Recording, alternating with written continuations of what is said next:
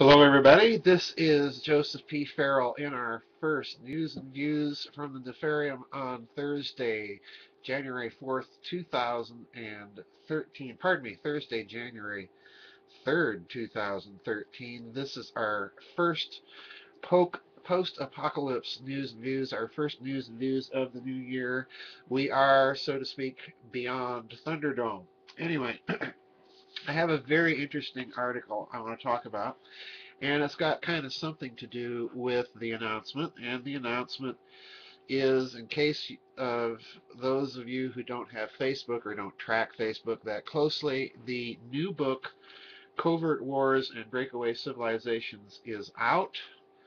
There is what it looks like. You can see our good old friends here, Werner von Braun and his fellow Nazis, and over here, oops, Hermann Oberth and some of the other good Nazis at NASA, our good friend Juan Perón, a Roman Catholic bishop, actually a cardinal, I'm not going to tell you who he is, our good friend the Bell, and so on and so forth. Anyway, good cover art by Terry Lamb.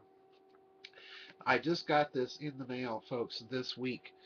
So that means that it will be a couple of months, not months, it'll be a couple more weeks before the book actually works its way through the distributor and on into Amazon and Barnes & Noble and other bookstores. But I want to remind everybody, this book, and pardon me, I do have a bad sinus today, but I do want to remind everybody that this book is the second book in a little sub-series of books that began with saucers, swastikas, and psyops. Those of you who've read lots of my books know that each book is kind of a part of a mini-series, which is a part of a little bigger series, which is part of the whole series of books. So this is part of a little sub-series dealing with the breakaway civilization. I am planning very deliberately, when I first wrote Saucers, Swastikas, and Psyops, that there would be possibly a fourth book, but at least I know of a third book, which I will be writing sometime, I hope this year. I've already begun research for that. So in any case, I continue my reading and I continue my little writing vacation. I'm trying to get some stuff caught up on the website. So that's where we're at. Now, speaking of covert wars and breakaway civilizations, I ran into a really interesting article here, and it is on the Huffington Post. I don't know if you can see that. There you are. Yeah, it's on the Huffington Post, and it's entitled Solar Warden, the Secret Space Program. Now, this is really interesting to me because, first of all, even though the Huffington Post takes articles and posts articles from people that don't actually work for it, it is interesting that they allowed this one to get through, all right? Because it does contain some interesting information about the Gary McKinnon case, the fellow in the United Kingdom, a British subject, that the United States is trying to extradite to this country to stand trial for computer hacking. All right. Now, the reason I am going to read a large portion of this to you is because this little article, I don't know, there's no way in this case of tracking down the truthfulness or falsehood of many of this guy's statements, but I pass them along to you because they do tend to corroborate some of the conclusions that I suggested in this book about the culture and setup, so to speak, of this breakaway civilization.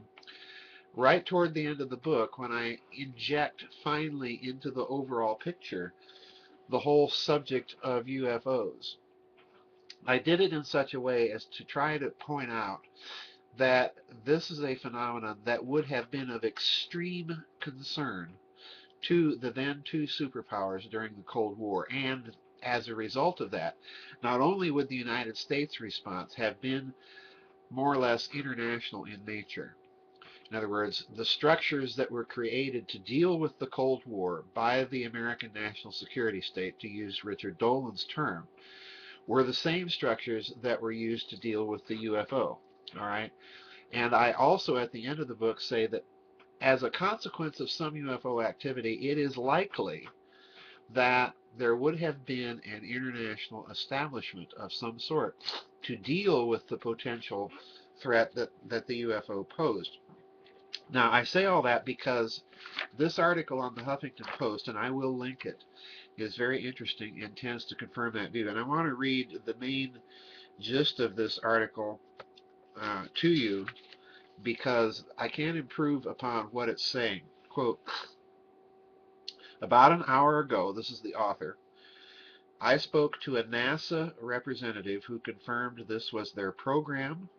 The program is called Solar Warden. This is the secret space program that allegedly Gary McKinnon tapped into, and that it was terminated by the president. He also informed me that it was not a joint program with the Department of Defense. The NASA representative informed me that you should be directed to the Johnson Space Center Freedom of Information Act manager. I have run your request through one of our space-related directorates, and I am waiting on one other division with the command to respond back to me. I will contact you once I have a response from the other division. Did NASA refer you to us? End quote. Now, this is a NASA representative writing to the author of this article. Now, the author continues. The program not only operates classified under the U.S. government, but also, here it comes, under the United Nations authority. So you might be wondering, how do I know this information? Well, there are a few people and many others that have tried hard to find out the truth and have succeeded by leaked information or simply asking questions and have government departments slip up and give away information freely, just like what happened when Darren Parks asked the Department of Defense. One notable contributor is Gary McKinnon. When Gary McKinnon hacked into U.S. Space Command computers several years ago and learned of the existence of non-terrestrial offers and fleet-to-fleet transfers and a secret program called Solar Warden, he was charged by the Bush Department of Justice with having committed the biggest military computer hack of all time and stood to face prison time of up to 70 years after the extradition from the United Kingdom. But trying to arrest McKinnon and try him in open court would involve his testifying to the above classified facts, and his attorney would be able to subpoena government officers to testify under oath about the Navy's space fleet. To date, the extradition of McKinnon to the United States has gone nowhere. McKinnon also found out about the ships or craft within Solar Warden. It is said that there are approximately 8 cigar-shaped motherships, each longer than 2 football fields end-to-end, and 43 small scout ships. The Solar Warden Space Fleet operates under the U.S. Naval Network and Space Operations Command. There are approximately 300 personnel involved at that facility, with the figure rising. Solar Warden is said to be made up from U.S. aerospace black projects contractors, but some contributors of parts and systems by Canada, the United Kingdom, Italy, Austria, Russia, and Australia. It is also said that the program is tested and operated from secret military bases such as Area 51 in Nevada in the USA.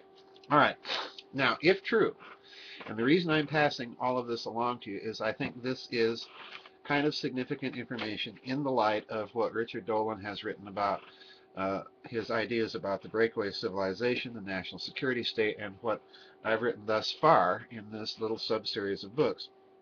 First of all, you have the idea that there is some sort of UN connection, and this kind of reminds me of the X-Files episode where you saw the UN involved in suppression of UFO data, all right?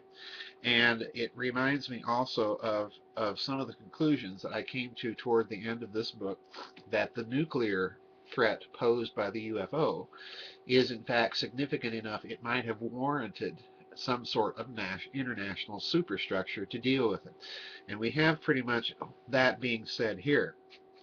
The other thing I want you to note is the connection to the U.S. Navy. That's a little detail that I find very, very intriguing, because if you go back and research remarks made by Admiral Bobby Inman, he kind of intimates that the Navy is where you really ought to be looking at for black projects involving U.S. military and anti-gravity and that sort of stuff. It's the Navy. And interestingly enough, Admiral Inman, besides having his connection to naval intelligence, has gone on to work for a California firm, a defense contracting firm, that, guess what, specializes in anti-gravity research, or so the rumors abound.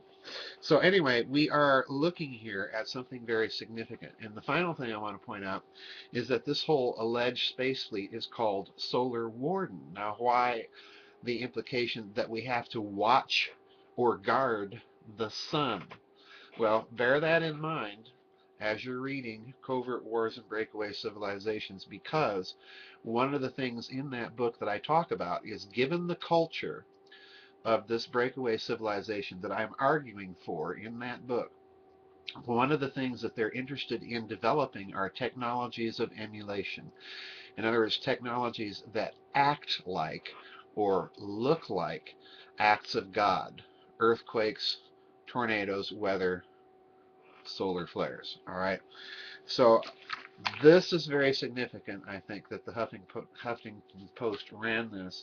I'll link it in the article because I think this may be an interesting year to watch what's going on in space. Anyway, that's it for our first news and views from the Nefarium for 2013. I'm Joseph Farrell. God bless everybody, and I'll see you on the flip side. Looks like you can see our good old friends here, Werner von Braun and his fellow Nazis, and over here, oops, Hermann Oberth and some of the other good Nazis at NASA, our good friend Juan Perón, a Roman Catholic bishop, actually a cardinal, I'm not going to tell you who he is, our good friend the Bell, and so on and so forth. Anyway, good cover. Hello everybody, this is Joseph P. Farrell in our first news and views from the Nefarium on Thursday, January 4th, 2013. Pardon me, Thursday, January 3rd, 2013. This is our first post-apocalypse news and views, our first news and views of the new year. We are, so to speak, by Terry Lamb. I just got this in the mail, folks, this week. So that means that it will be a couple of months, not months, it'll be a couple more weeks before the book actually works its way through the distributor and on into Amazon and Barnes & Noble and other bookstores. But I want to remind everybody, this book, and pardon me, I do have a bad sinus today, but I do want to remind everybody that this book is the second book in a little sub-series of books that began with saucers, swastikas, and psyops. Those of you who've read lots of my books know that each book is kind of a part of a mini-series, which is a part of a little bigger series, which is part of the whole series of books. So Beyond Thunderdome. Anyway, I have a very interesting article I want to talk about, and it's got kind of something to do with the announcement, and the announcement is, in case of those of you who don't have Facebook or don't track Facebook that closely, the new book, Covert Wars and Breakaway Civilizations, is out. There is what it looks